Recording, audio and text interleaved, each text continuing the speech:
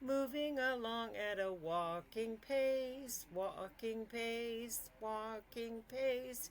Andante moves at a walking pace, sure and steady to win the race. Peter, Peter loved Russian music. Peter, Peter went his way. It's very interesting to me to look at something like foundations of music and compositional rules when applied to early education. I was Violet Archer's last composition student. And I'll always remember the first time I went to see her, she said, "We're not going to compose anything in a major key, and we're not going to compose anything in a minor key." And I thought to myself, oh, I guess we're going to be composing in the modes. And the very next thing she said was, and we won't be composing in the modes either. And I thought, oh, great, now what?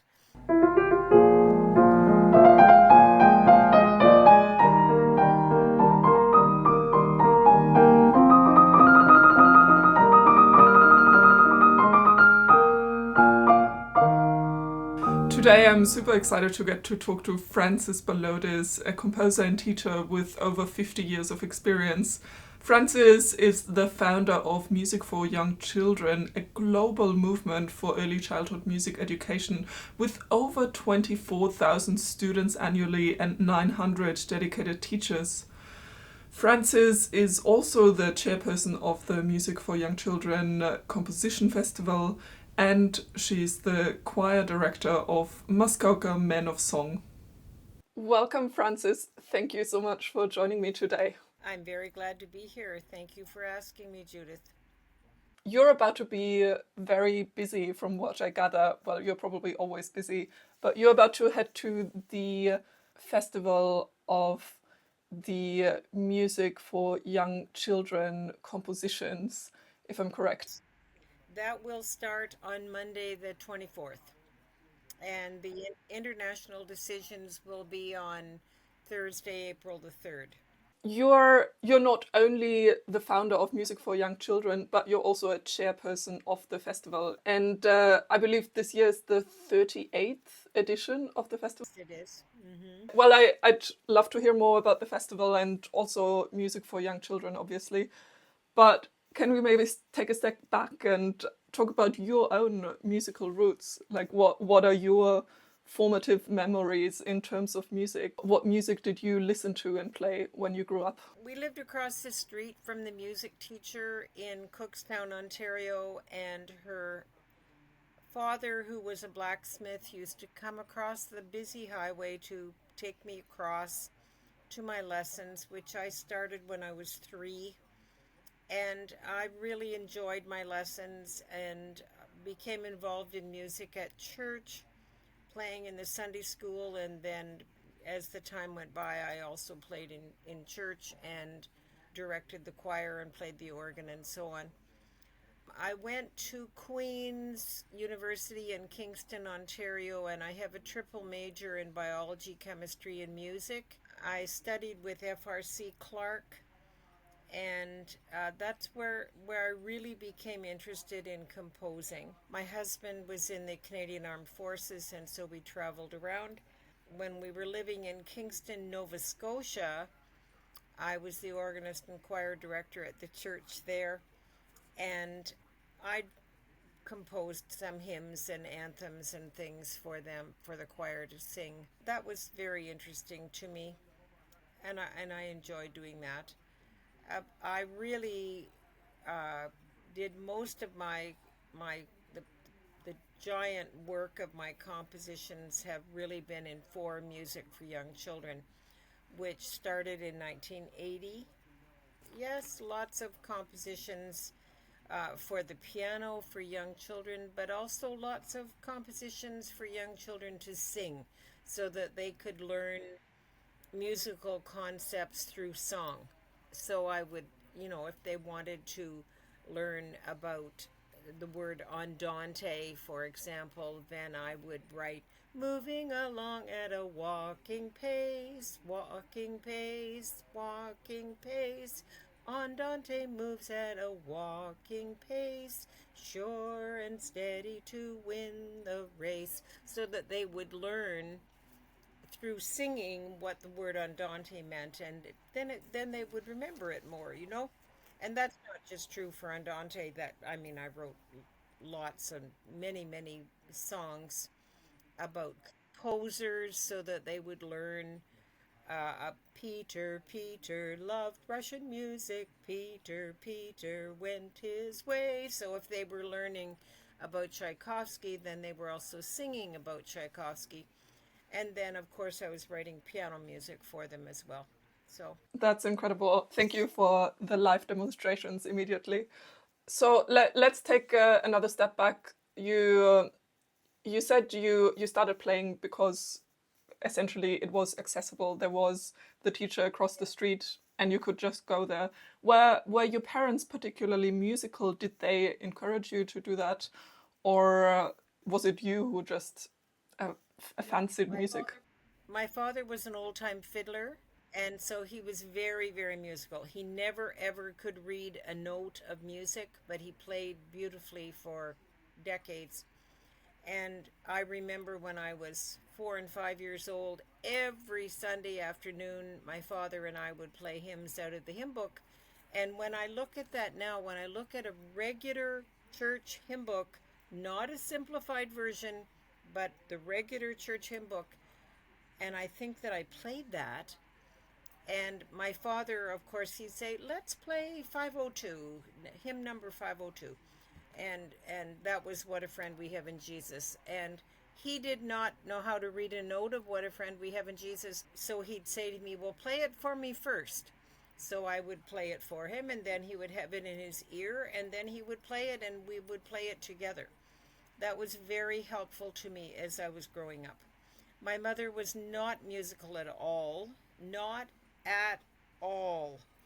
And she was a public speaker and often spoke in church services, and I would, I'm sorry to say, sometimes cringe at her inability to sing accurately. But she didn't care. She was not interested at all in learning music, and she encouraged me. She was happy to hear me play, happy to hear me sing, but no, she wasn't interested in music. That's fascinating. So did you feel that your parents also actively supported your decision then to go into studying music or, among other things, music? Yes, originally I wanted to be a pediatrician, which is why my triple major is in biology, chemistry. Those were because I was hoping to get into medicine, and my third major was music. And they weren't surprised that my third major was music because I had been so involved in music all my life. Did you feel like they had? I mean, nowadays you often hear about parents having very strong feelings about the future career decisions or even university decisions about their children. Was that at all an issue for your parents, or did you feel you had free choice to do whatever interested you? I, I had free choice. They were not pushing me either toward medicine or toward music. That is worth a lot, of course. So, at what point did you feel, or at what point did you start calling yourself a composer? Obviously, music was part of your life from the get go, it sounds like, and then you Yes, studied it was. music. At what point did you feel like this was an identity giving label, if you will? For sure, that would definitely have been the case in 1980 when Music for Young Children started 45 years ago. For sure, my identity before that, certainly even before that, had been with music, but definitely when Music for Young Children became an item, then that was my direction in life. And how did it come to the Music for Young Children being founded? I read up a bit about the backstory of the organization, and it reminded me almost a little of, who was it, Astrid Lindgren, I believe, who started writing children's books mostly out of situational necessity because she felt like there was nothing appropriate for her daughter, so she felt she needed to write something herself. Is that a fair assessment, or what what led you to founding Music for Young Children? What led me to found it was I wanted to have a music program or a music avenue for children that was not commercial and that would encourage them to want to learn music and stay in the study of music. So many children, so many people, and now when you talk to adults, oh yes, I took music lessons, but I quit, but I quit, but I quit. Oh yes, I quit after a year. I did not, I wanted children, and by the time that my children, my own children who were born in 74 and 76, I wanted them to be in music and not quit. And that's part of the construction of the piano portion of Music for Young Children. In the compositions, you see easy, then you see a little harder, then you see easy, then you see a little harder, then you see easy, then you see a little harder. So, because Judith, I'm sure you know from children taking piano lessons, that they start in September and everything's going along just fine, and then they come to Christmas music and that keeps them involved. And then in January it gets harder and it gets harder and it gets harder, and by March and April they want to quit because there's no reprieve and no feeling that they can do it. So that's one of the reasons that I wrote Music for Young Children, is I wanted them to stay in the study and pursuit of music and love music. Quickly, for anyone listening or watching who might not know Music for Young Children, it is, I mean, is it fair to say that by now it is pretty much a global movement? I mean, it exists over 3 continents, and Yes, it is. it is very much a didactical approach to music. Yes, it is. Yes, it is. And it's in Vietnam and Singapore and Malaysia, Korea. I teach two children who live in Egypt. I teach them by Zoom. And why do I teach them? Because their father was a student of mine in Music for Young Children. He's now a doctor and a medical missionary in Egypt. And when his children got to be the age to study music, he wanted them to have Music for Young Children. Of course, the program is all across Canada and it's also in the United States. When I was looking at the course and also some of your compositions that you kindly sent me, it really struck me the different approach that Music for Young Children takes compared to some of the older early piano schools. I grew up with a Russian teacher who very much taught following the Neuhaus school, so it was repertoire almost from the get-go, a little bit of Czerny and Schaum. And for me that worked, but now when I'm teaching, which is mostly, to be fair, mature students at university age, the occasional young children that I do teach, I find that the approach that happened to work for me very much does not work for them. And I think it is incredible how you found the nuance to make playing the piano and learning to sing and learning rhythm, make it fun and accessible while also being incredibly instructive. Yes. You already said that singing is a central concern for you in approaching young children's musical education and rhythm as well. Can you talk a bit more about that? How do you see these two things being connected to then instrumental play, and how do you build that bridge from children singing to then applying these skills in their, for instance, piano playing? Well, the songs that they would sing, whether it's about andante or whether it's about uh, allegro, wake up and be happy, be smart, make it snappy. There's really no time to be slow. If you wonder why we are moving so quickly, the tempo is called allegro.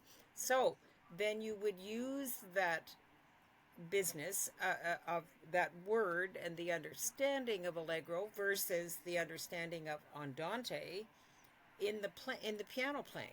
The other thing that happens in order for the child to learn the singing correctly is, of course, always looking for patterns: standing still, stepping up, stepping down, jump up high, jump down low. And I use that. I direct a choir called Muskoka Men of Song, and we use those patterns even with those adults. And so if they're having trouble with their part, I will say, look, that's stepping up so high, so that's there it is, stepping down so low, so that singing, those patterns which they use in their playing, which they use in their own composing, it is crucial. It's a real link. That makes a lot of sense. I think it's very much necessary to provide them with a solid foundation. And I believe that's also something that I read up on the homepage of Music for Young Children. I think it said there that sort of a solid foundation in music education is what you want to give them for their future lives in music to whatever capacity that might be. And another thing, though, that struck me was that you said you didn't want them to focus too much on the rules, specifically in the context, I believe, of the Music for Young Children Composition Festival, when they are composing themselves. That, yes, they have the foundations, but also sometimes you maybe can forget about the rules. Yes, well, if you get really hung up on don't double the fifth and all those kind of rules, then the children are like, what? And so instead, when they're learning to compose, I don't know if you read that I wrote a series of books called My Young Composers. And in those books, the children learn the techniques of repetition, retrograde, inversion, octave displacement. They learn those kind of techniques, and they learn them visually, so that they see a picture, then they see the picture backwards, and they see the picture upside down. And then they think of that in terms of their music. They get a motive and they repeat the motive. That's repetition. Or they might have sequence, so that it goes higher and it goes lower. I'm more interested in that, because then they will write. Then once they play their composition, or their teacher plays, or their parent plays the composition, if they've doubled the third, or if they've doubled the fifth, or if they've whatever they've done that you don't want them to do rule wise, then you can say, how do you like that? Do you like the sound of that? Well, sometimes they don't when they hear the thirds doubled. So then you can say, well, then if you're dealing with a C chord, then you can say, well, maybe we won't have two E's. Maybe we need another root position for that chord. So that the focus is not on all the rules. And some people who have brought their children to Music for Young Children are wonderful composers themselves, and church organists and musicians and blah, blah, blah. And they'll say, oh my gosh, I struggled so much with composition because of the narrow rules. And so here's my child just having a blast, composing and having a great time. Never thought of that. Oh, that's amazing. Yeah, it's very interesting to me to look at something like foundations of music and compositional rules when applied to early education. So you may be aware currently in many of the universities that teach music, especially in the English-speaking world, it's a big discussion. Should we keep all the curriculum that teaches foundations, and what are foundations, and can we teach foundations in a way that is exclusively pertaining to the Western classical tradition, recognizing that the Western classical tradition might not be the most compatible to musical traditions of, in Canada, First Nations people. Like the way we notate music might not be the most intuitive or the best suited for other types of music.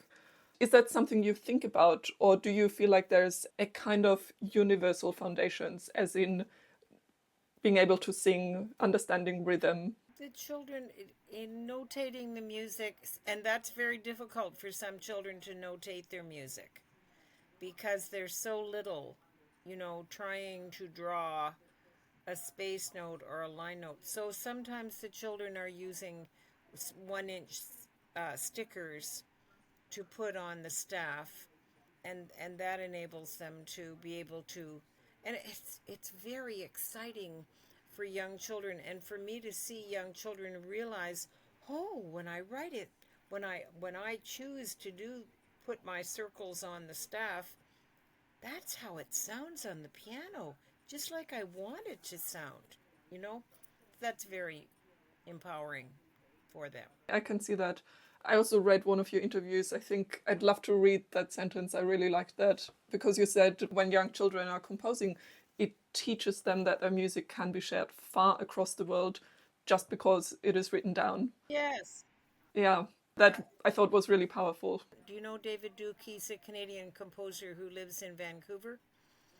And David Duke, one time we set up a thing where a child, for example, in Ottawa would send their motive to a child in Winnipeg, or they would send their motive to a child in Saskatoon or in Korea, and then the child in Korea would finish the composition based on that other child's motive.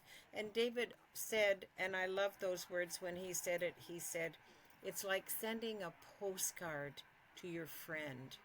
And that's important for children to realize that when you send a postcard to someone, of course, these days maybe people don't send postcards, but anyway, that when you send a letter or you send a postcard, people have to be able to read it. So when you send your part of your composition, they have to be able to play it and understand it. So, and that's important for children to realize. They can't just write a bunch of gobbledygook and hope that it works. And the children whose compositions come in the composition festival, of course, all the reviewers who are playing these songs have to be able to play them. Yeah, that makes a lot of sense. It almost teaches the children the power of their own agency, also Yes. in sitting down and writing a small piece of music, but seeing in real time almost what kind of impact that can have on a global scale, really. Yes, it does. So I wanted to ask also about the Association of Canadian Women Composers, where I believe you are a member there. Yes, I am a member. I don't really have very. I'm a member of them because I want to be, but I don't really do that much with them. I'm not on their board or I don't attend their meetings. Hmm. Yeah, it just reminded me. I think the ACWC also has as one of their guiding principles that they want to catalog and preserve the music and sort of make it available and accessible for future generations, almost like archival material. That reminded me a little of what you're doing already with young children to give them a sense of longevity that their work produces. Yes, and it's interesting now there's many people who teach music for young children now are graduates of music for young children. So they went to music for young children classes, they got on with their life, they studied whatever they did wherever they traveled, and now they are coming back to teach music for young children. And of course, many people who went to music for young children are bringing their children to music for young children. Mm, that's so incredible. Do you still often compose yourself, or do you find time to compose new things? Yes, the compositions that I sent you are compositions that I have composed. Not all of them, but some of them since we've moved to Muskoka we moved here in 2011. So I still do some composing, and I not as much as I used to, and that's not because I don't want to, it's just because I'm busy with other things. Yeah, I had a look at some of the pieces you sent me and also listened to recordings that are on YouTube, and it seems like Muskoka is a real source of inspiration for you. Is that a correct assessment? Muskoka is beautiful. It's truly beautiful. We are living the dream by living here. And this morning we looked out our front window and there were 6 deer who were down by the lake, on the bank by the lake and going over by our dock.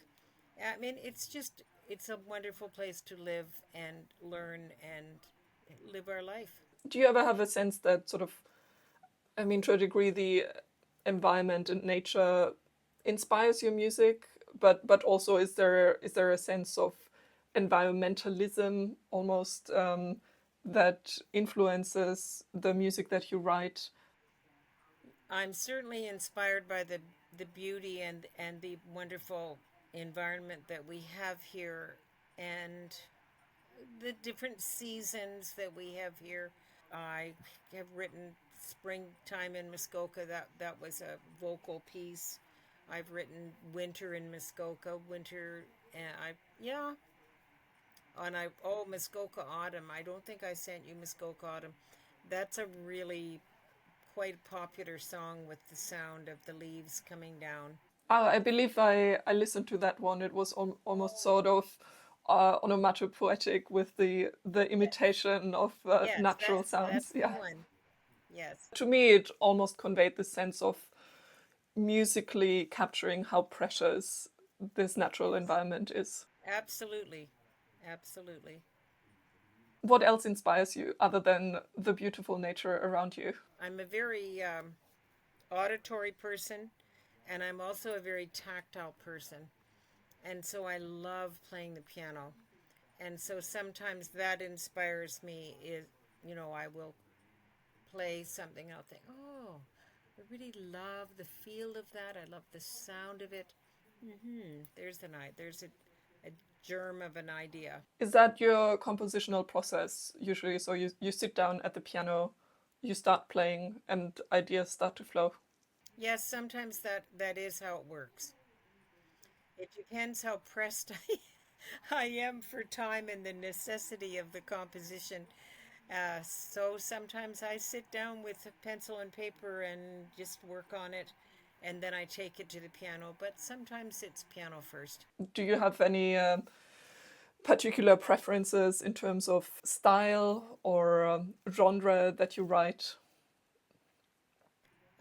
Yes, I really like beautiful harmony. That's a style that I'm not into clashes and ugh, no, no. I like beautiful harmony. I do. Do you think that is also sort of inspired, influenced from your formative years of singing and playing church hymns? Oh, absolutely, absolutely. I'm a real hymnaholic, and on this past May, in May 2024, I I've played all the hymns in the Presbyterian hymn book, all the hymns in the Anglican hymn book, all the hymns in the United Church hymn book, all to raise money for churches. So on May the 4th, I played all the Presbyterian hymns, 883 of them, and I started at 9 o'clock in the morning and I finished at 7:30 at night.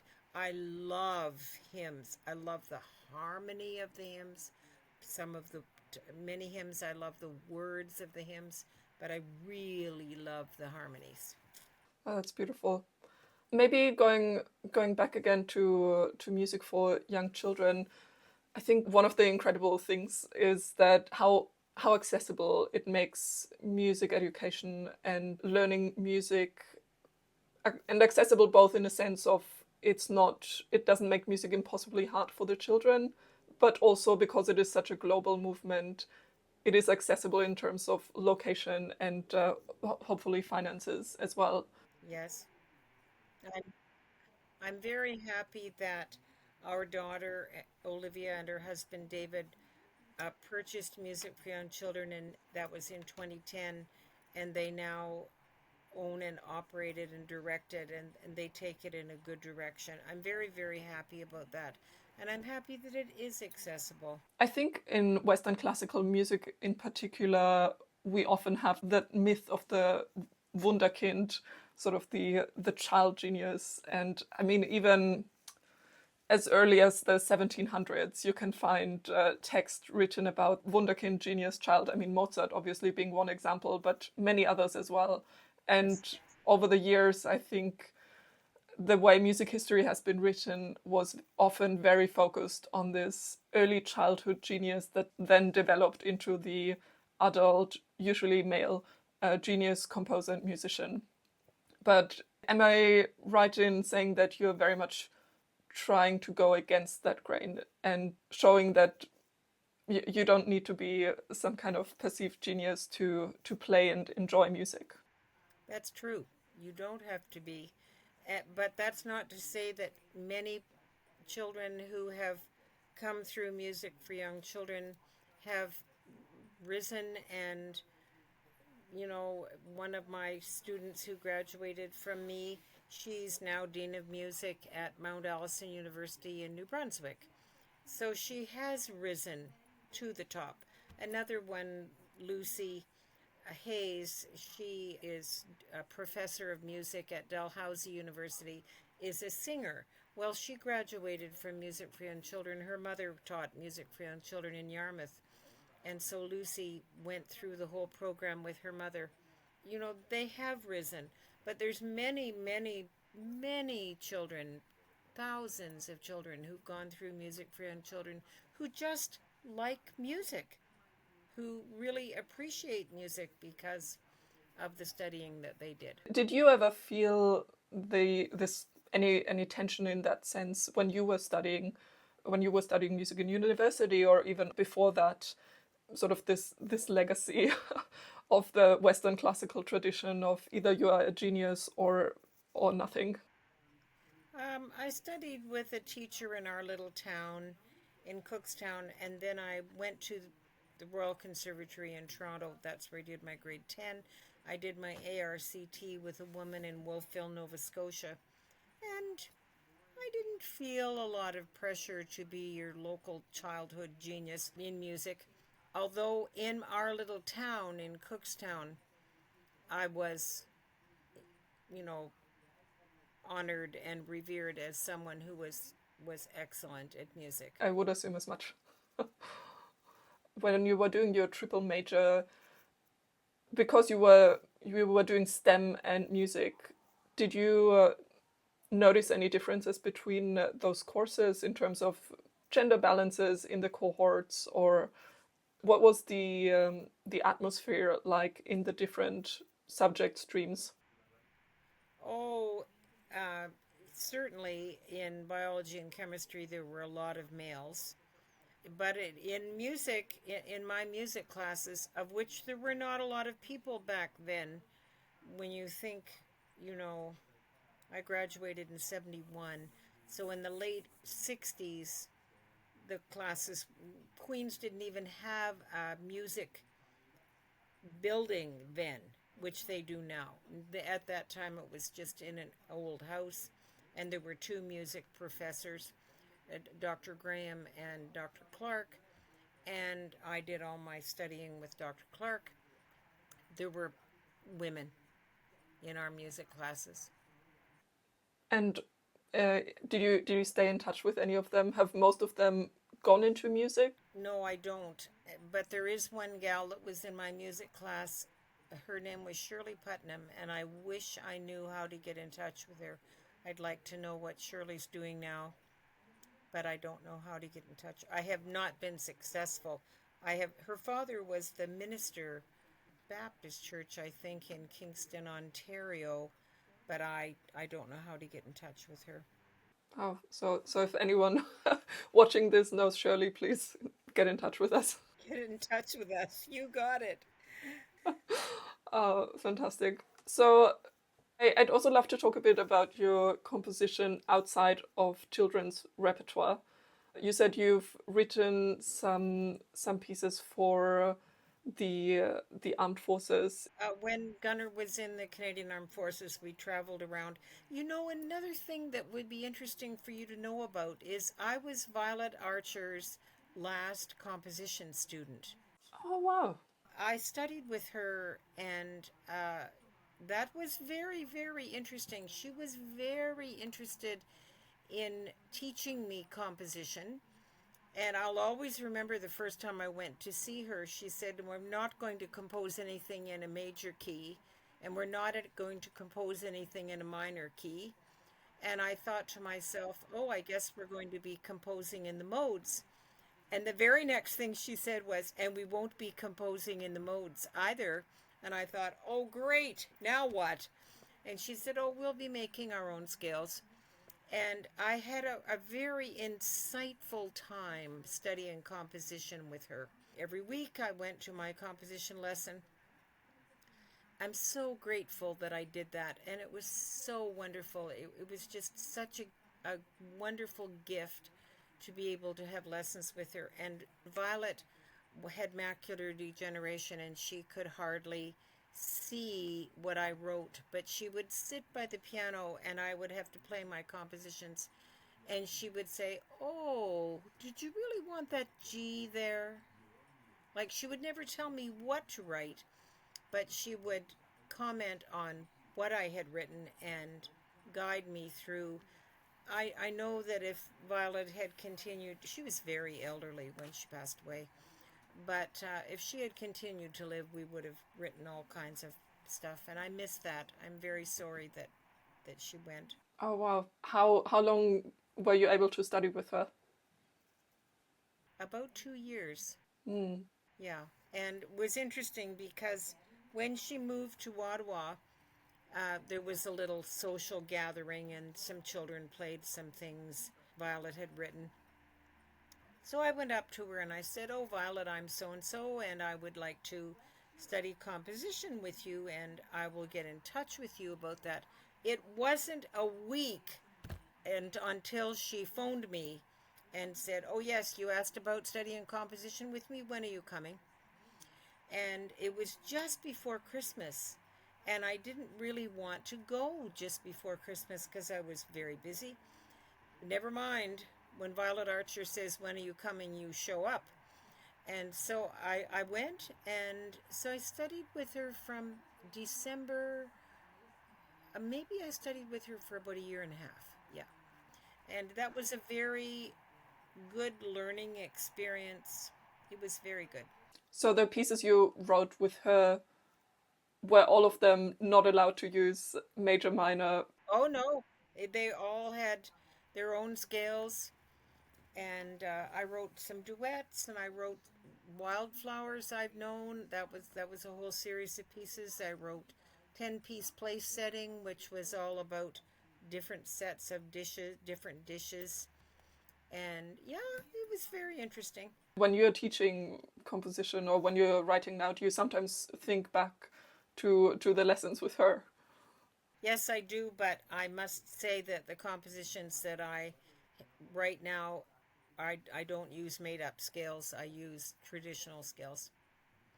But it was wonderful to have that experience with Violet, and I'm glad I did. Do you have a favorite memory with her? Oh, I think my favorite memory is when she would sit by the piano as I was playing it, and her comments about, oh, and she could tell exactly everything I had on that page, despite she couldn't see it.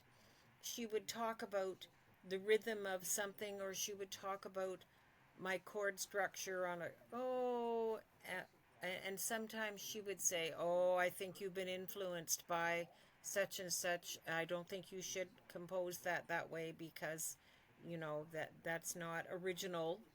That's not the way we want to have it in our composition. And it was good. It was very good. I really treasure. As I'm sitting here talking to you, I can almost feel her sitting on the right hand side of me. She was a very little person. Have you ever seen a picture of her? Oh, she was very, very tiny. And Violet, you know that Violet studied with Bela Bartok? And so she was influenced by that. And she also played timpani in the New York, no, in the Montreal Women's Symphony. She was very proud of that. And she would often take that picture that she had on the wall down. I don't think she could see it, but she'd take it down and give it to me and say, and tell me the same thing. Many, many lessons, she would tell me the same thing about playing in that orchestra. And all the women wore, it was a women's orchestra, and everybody wore white. She was very proud Oh, of it. yeah. Did she ever speak about Bartok? No, she didn't talk about him very much. No, I don't recall that. But she would refer to the fact that she had studied with him. But No, not so much specifically what he used as pedagogical no, uh, she didn't. methods. No. But it sounds like she was very much focused on the sound quality of the music. Oh, very much. Very much. And the composing that I did at that time is quite different than, as I was saying to you earlier, I really love harmonious and I love the harmony in the hymns that influenced me to enjoy that music now. And so the kind of composing that I've been doing now is not really totally influenced by Violet Archer. Yeah. Although I suppose an appreciation for harmony is also a kind of focus on sound quality and texture. Yes, it is. Yeah. Maybe going back to my question before, so your compositions outside of the children's repertoire. For one, I guess that were your compositions during your years of study. And nowadays, what are your next compositional plans? Some more pieces for the music for young children, or what are your bucket list items that you absolutely need to compose soon? Well, now I am the music director at Knox Presbyterian Church in Bracebridge. So my thoughts now, I composed a song for their 150th celebration, which is coming up at the end of May, beginning of June. I'm more thinking about that. Mind you, I have 9 piano students. 5 of them are adults and 4 of them are children. And one of the children that I have is 13, and I have been thinking again that composition would be a piano one for him. Oh, nice. Sometimes, though, I want to think about composing for the Muskoka Men of Song. That's another that would take me off. As a matter of fact, I did compose a song for them uh, maybe about 5 years ago, but I haven't composed one for them lately. But I've been thinking about it, and I think something will come to fruition with that. So when you write that kind of music, as in not for young children, but for a more mature audience and for more mature musicians, how how do you approach that? Do you like to be involved in the performance? How do you convey to the musicians how they're supposed to interpret it? Or do you just feel like once it's out there, let the musicians do what they want? No, for Muskoka Men of Song, I'm the director of Muskoka Men of Song, so I will be I when I do compose something for them, and I will be actually I'm thinking about doing that soon because Bracebridge is going to be 150 years old, and so I'm thinking about composing something for the Muskoka Men of Song for that. I will be definitely there interpreting it, and we have tenor one, tenor two, baritone, and bass in our Muskoka Men of Song men's choir, and so I will be help guiding them through how I want that to sound. Do you also think about questions like that already when you're writing your score? And I'm asking it because, as you know, of course, when we are playing nowadays pieces by 18th century composers, oftentimes we are stuck looking at the score and thinking like, oh God, what did they mean by writing staccato here, but then tenuto at the repetition, and what did they mean with that slur, and how did they really feel about writing diminuendo versus decrescendo? How do you, or do you think about the sort of longevity of your own pieces, especially when you're not there to tell someone how to interpret them? Yes, I do think about that, and I try to make notations on the music that make make sense. As you say, the first time, if you're playing it this way, then are you going to play it on the repeat the same way? And yes, I do think about that. Hmm. I always find it interesting to see different approaches of composers. Some just don't seem to care, and they're like, once the score is out there, Yeah, the, go the for it. masses can do with it what they want. Yes. But to me, I don't compose really, but I can see how one wants to be involved in the sort of performance practice and reception of one's own composition. Interestingly enough, that you bring that topic up, when David Duke came. Now, when did he come? He came to here. He came to Canada when we lived just outside of Ottawa, and we had a session, and people played only his music, and that was very interesting. He wrote a song called Chesterfield Inlet, and I remember him talking about, this is how I intended it to be, or this is, no, I didn't intend it to be that way. And so he would guide students in how he wanted it to be. Yeah, David Duke studied with Jean Coulthard, and David Duke and I wrote a book called Magical Years of the Chinese. And so in the Magical Years of the Chinese, David wrote the music. It's all based on the modes. So he would write the music, and I would write the commentary about it. And so, yeah, David and I worked together, and we enjoyed that. Do you enjoy collaborative compositions as well, or are most collaborations where there's a kind of division of labor where one person composes, the other does something else? Well, David and I, we enjoyed that very much, that we worked on the Magical Years of the Chinese. That was in the years when Waterloo Music was around. I don't know if you know Waterloo Music. They used to be a wonderful music publishing company in Waterloo, Ontario. And so that book was published by Waterloo Music. Okay. Do you do you find it difficult, easy? What kind of hurdles are there to have music published nowadays? Oh, I have no idea, because I just odd now. That's not a true statement. Deborah Wanless. Are you familiar with the Deborah Wanless music? You might look that up. She has been very encouraging and inspiring, and you can send music to her. Pardon me, that she will consider for publication. The other person is Andrew Harbridge, and he works with the music for Conservatory Canada.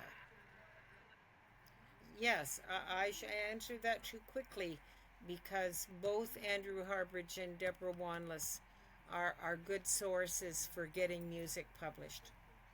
And have you pursued that pathway yourself? Yes, there's a number of pieces that uh, Deborah Wanless of mine, that she has included in books that she has published.